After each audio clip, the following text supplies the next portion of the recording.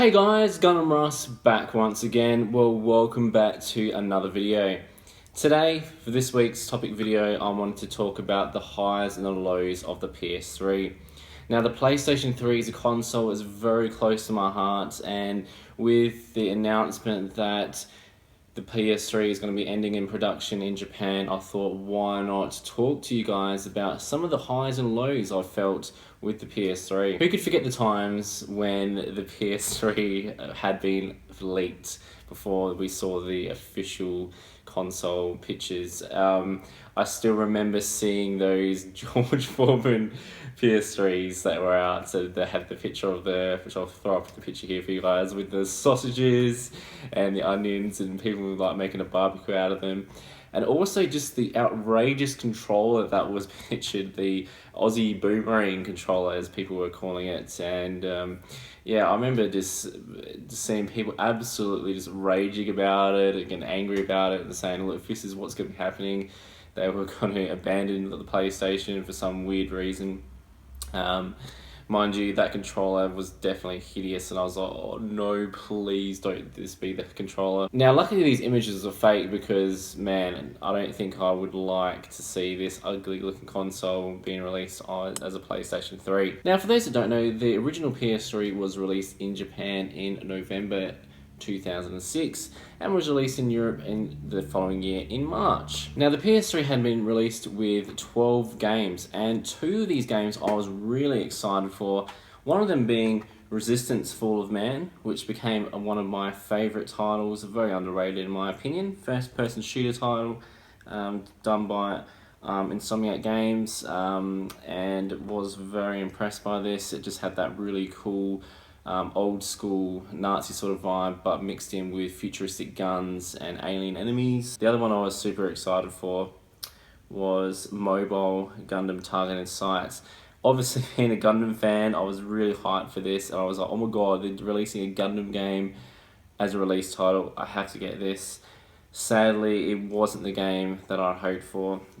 It's still, beautifully and minty, this game. I played a little bit of it, but it just wasn't a great game in my opinion. So, but yeah, that was one that I was hoping was going to be great for the release on the PS3. I remember the initial starts of the PS3 being really rocky. It was just a real struggle for PlayStation. I know the 360 with Xbox had really made itself a strong position in the video game scene.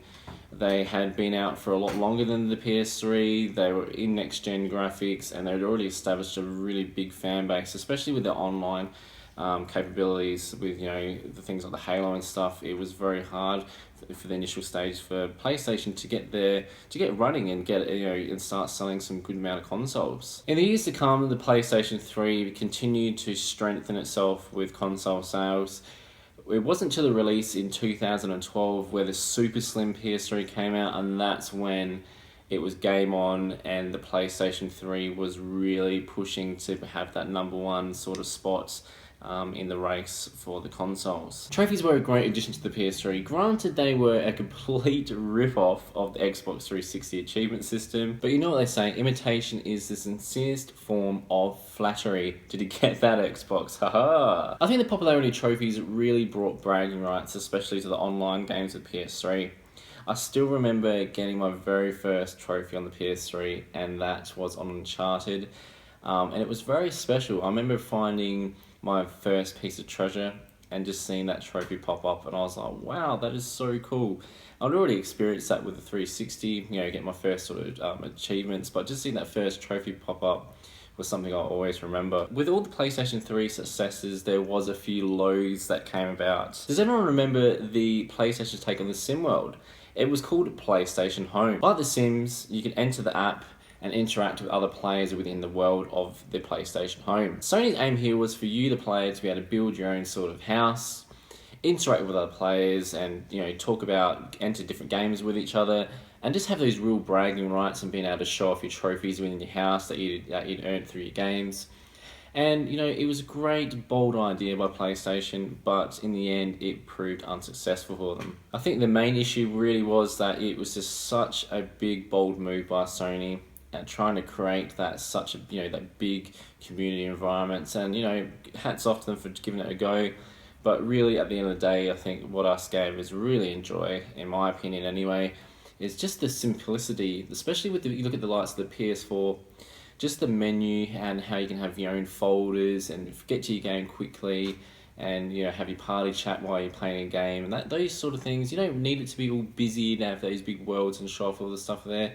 It's simple. You got your trophies where you need them. You got your friends where you need them. Most importantly, you've got your folders for your games. All that sort of stuff is simple. You don't really need to have this big open world where it's just going to be really laggy and you're meeting other people.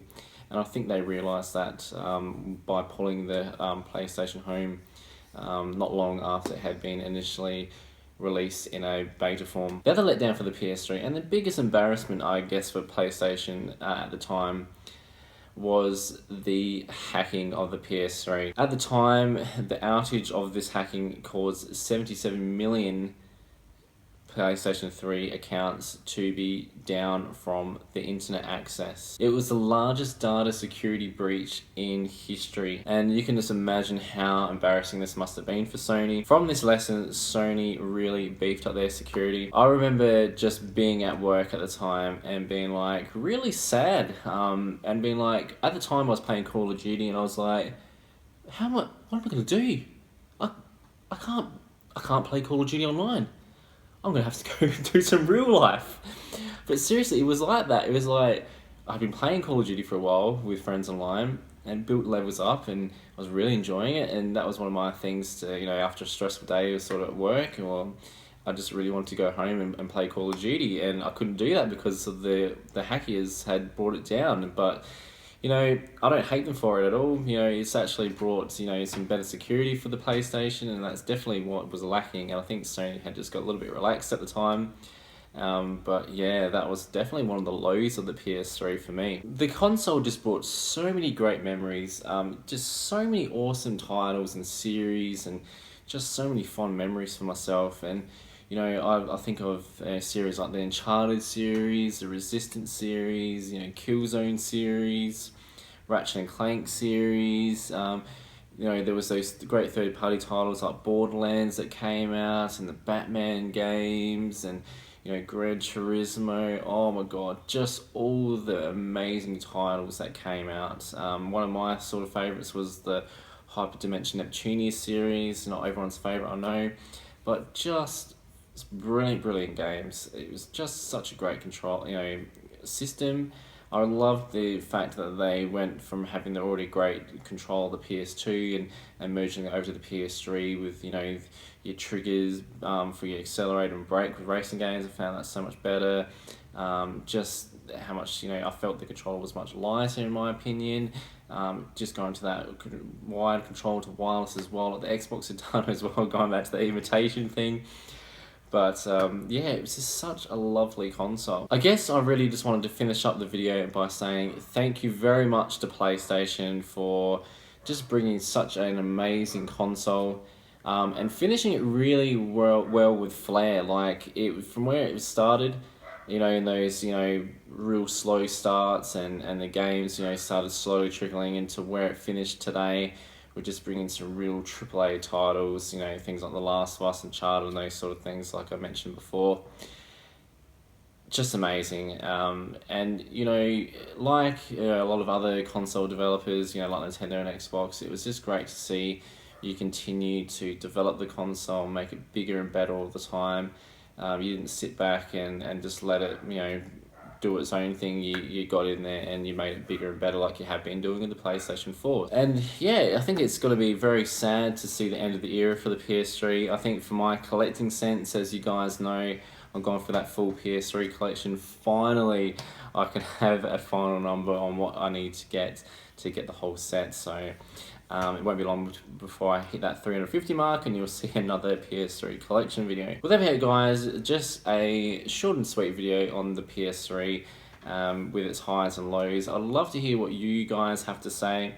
What are your highs and lows of the PS3? Again, if you want to make a response video to this, by all means, please do. Love seeing that. Coming up soon, I'm going to be doing a shout outs video, and that will be something I might do, once a month, that sort of thing, and just, really plugging out a few channels that I think deserve a lot more subscribers.